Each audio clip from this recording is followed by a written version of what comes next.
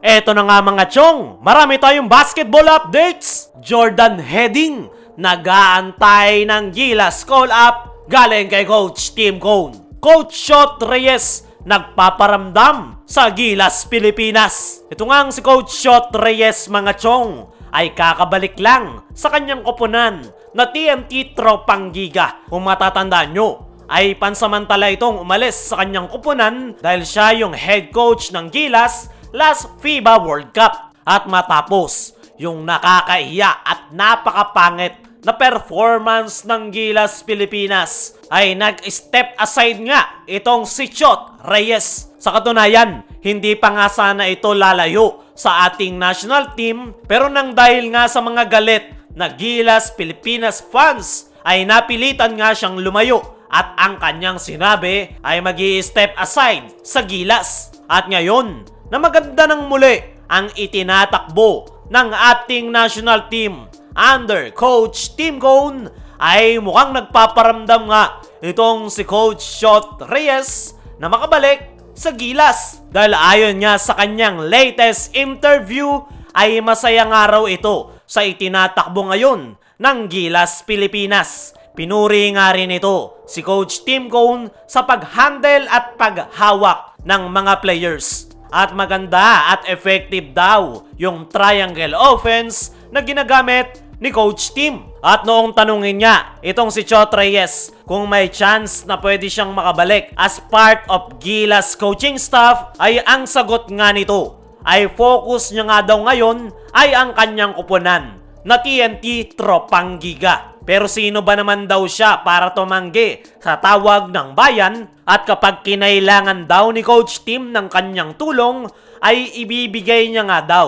yung kanyang knowledge at buong makakaya para makatulong sa ating national team. Hindi nga magiging madali yung next assignment ng Gilas Pilipinas sa paparating na Olympic qualifying tournament, dahil makakatapat nga nila yung top 23 world ranking na Georgia at number 6 sa world ranking na Latvia. Kaya naman, open nga daw sa possibility itong si Coach Shot Reyes na tumulong kay Coach Tim Cone na paghandaan ang Olympic qualifying tournament. Matagal na nga daw silang magkakilala ni Coach Tim Cone, kaya sakaling tawagan daw siya nito para tumulong sa Gilas Pilipinas, ay ibibigay niya nga daw yung kanyang knowledge at inputs na pwedeng makatulong sa ating national team. Sa ngayon, ay masaya raw itong si Coach Shot Reyes sa pamamalakad ni Coach Tim sa Gilas Pilipinas. At kung sakaling kailanganin raw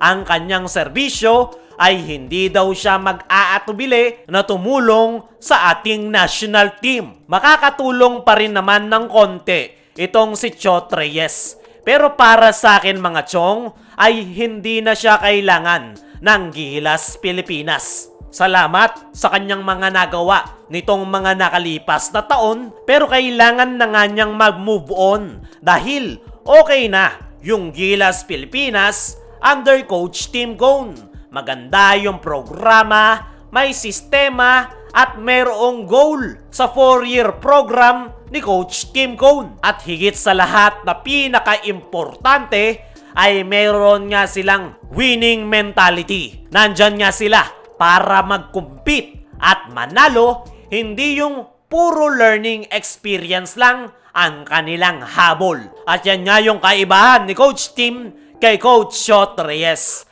At kita nyo naman yung naging resulta simula ng hawakan ni Coach Tim ang Gilas.